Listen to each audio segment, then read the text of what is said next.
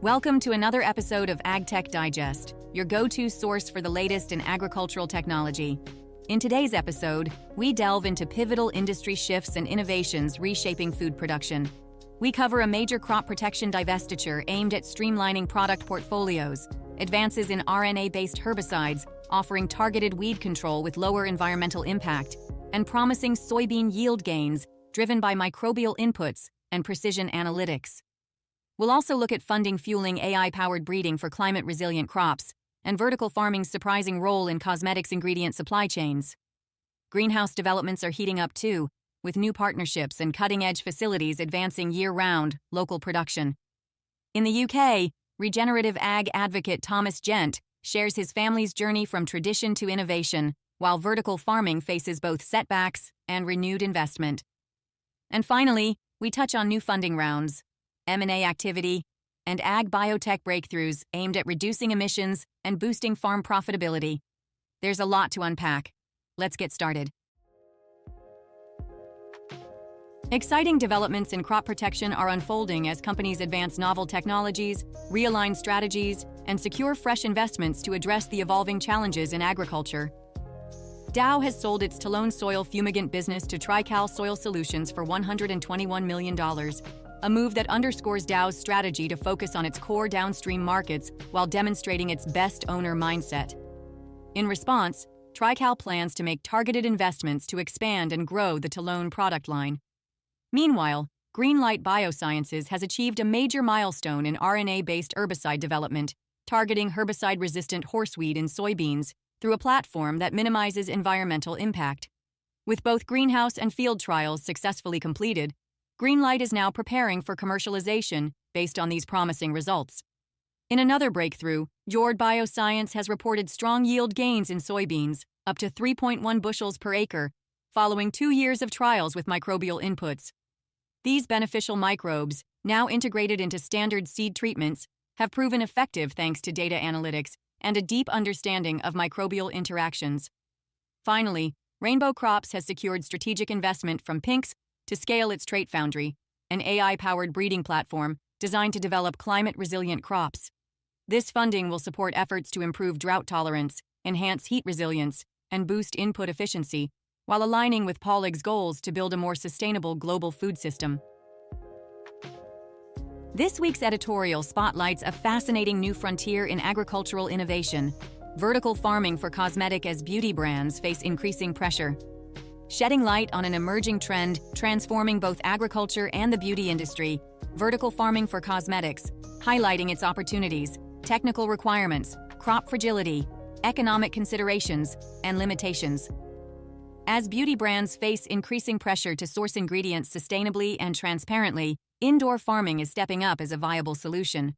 Traditionally focused on leafy greens, vertical farming is now being leveraged to produce medicinal and aromatic plants for use in skincare and fragrance products, offering consistent, high-quality harvests year-round. In this in-depth feature, we explore how forward-thinking companies such as Olay, Molton Brown, and DSM Firmenich are leading the charge by incorporating vertically farmed botanicals, including tulsi, centella, patchouli, and saffron, into their product lines. These developments not only reflect a growing shift toward sustainable ingredient sourcing, but also reveal the expanding role of controlled environment agriculture in sectors beyond food production. Greenhouse and horticulture developments are making headlines this week, with legal battles, strategic partnerships, and major infrastructure investments shaping the future of controlled environment agriculture. AMS Osram has filed a patent lawsuit against Nature Fresh Farms USA, alleging unauthorized use of its hyper-red LED technology. The case involves 7 U.S. patents related to high-efficiency horticultural lighting, particularly the critical 660 nm LED architecture used in advanced greenhouse environments. AMS Osram has also indicated it may pursue additional legal action internationally. Meanwhile, Denso and Delphi have entered into a strategic partnership, signing a memorandum of understanding to co-develop integrated data-driven greenhouse systems. Denso will contribute expertise in environmental control and robotics, while Delphi's QMS platform will integrate crop data to optimize production, with full system integration aimed for 2030 to ensure stable yields. In Canada, VegPro has opened its new $135 million Vermax glass greenhouse in Quebec, a 5.2-hectare facility designed to ensure year-round production of local leafy greens. Key features of the greenhouse include water recirculation systems, rain and snow collection, and energy optimization technologies. The facility is developed in partnership with Harnois Greenhouses and incorporates patented technologies to support Quebec's food sovereignty and emission reduction goals. Additionally, this week's interview spotlights Thomas Gent, a UK-based advocate of regenerative agriculture, who began transitioning his family farm in 2008 in response to declining soil health and economic pressures. Through his gentle farming principles, Gent emphasizes improving soil health, reducing chemical inputs, and creating space for nature. He highlights the important role of Agrina in enabling farmers to monetize sustainable practices via carbon credits. Driven by necessity, Gent's family also developed their own direct drill technology, now patented and sold globally, showcasing grassroots innovation. He concludes with a call to action for farmers to take charge of the sustainability narrative, rather than allowing it to be shaped by retailers or regulators. Vertical farming sees both turbulence and transformation this week, as the sector grapples with financial pressures and strategic investments. Freight farms officially ceased operations on April 30, 2025, following sustained financial strain that led to the shutdown of its farmhand software, support services, and local operations. The closure comes in the wake of a failed merger with Agronome Acquisition Corp. And earlier layoffs this year, underscoring broader challenges in the AgTech sector, such as high operational costs, persistent profitability issues, and shifting investor sentiment.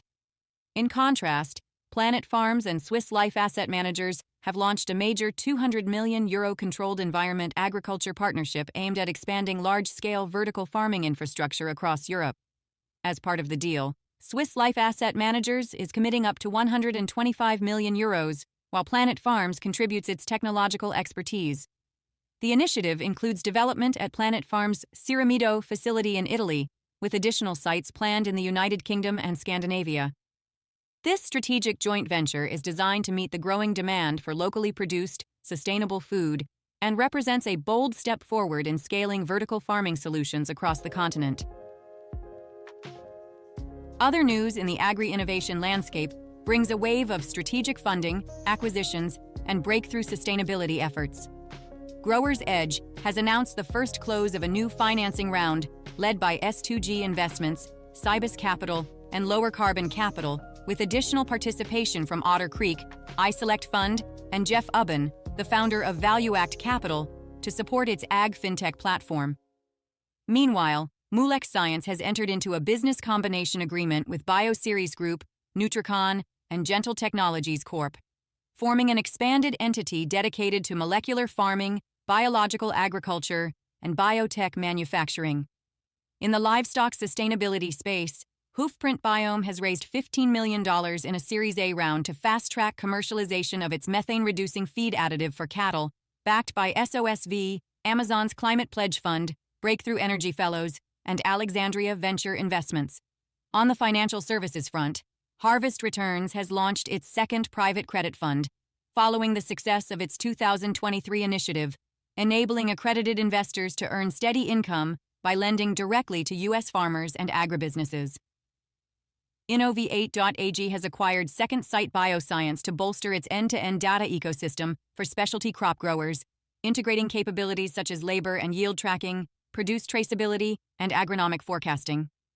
Lastly, Bumitra has completed its first issuance of soil organic carbon removal credits through the UR-Vara project, which supports over 6,000 smallholder farmers and stands as the first initiative in India to be verified under the Social Carbon Regenerative Land Management methodology. Looking ahead to upcoming industry events, mark your calendars for a series of important gatherings shaping the future of agriculture and food systems. The two-day Plant Empowerment Workshop will take place on May 6th to 7th, 2025 in the UK, followed by the second International Electronic Conference on Entomology, happening virtually from May 19th to 21st. In June, industry leaders will converge at Reuters events, Transform Food and Agriculture Europe. Later in the year, the spotlight turns to technology and innovation with the Commercial UAV Expo from September 2nd to 4th in Las Vegas, USA, and Taiwan Smart Agri Week, running September 3rd to 5th, 2025 in Taiwan. The Global Vertical Farming Show 2025 is scheduled for September 10th to 11th in Dubai, UAE, and the month concludes with Space, a major livestock exhibition set for September 16th to 18th, 2025 in France. That wraps up today's episode of AgTech Digest.